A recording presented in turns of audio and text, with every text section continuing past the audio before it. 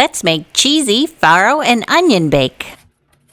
Start by chopping about 1½ cups of onions and saute them in a large skillet with butter.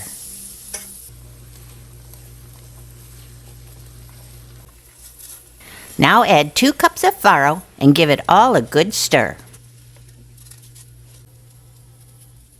And after that, add 1/4 cup of brandy, making sure to turn the flame off while you do this. Now you can turn the flame back on and add 4 cups of chicken stock. And give all that a real good stir, and then add bay leaves and Worcestershire sauce. Stir some more. And now it's time to add salt and pepper.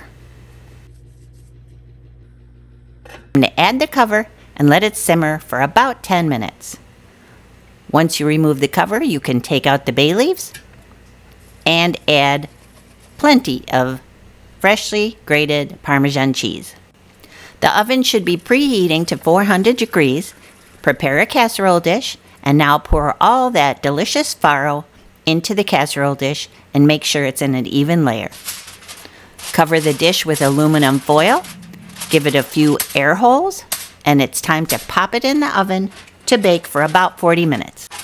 After 40 minutes time, uncover, careful it's going to be very hot, and give the farro a good stir. Top with plenty of Gruyere cheese and some French fried onions. Pop it back into the oven for an additional 10 minutes. Top with chopped parsley, and it's time to eat. Get the full printable recipe at kudoskitchen by Renee.com.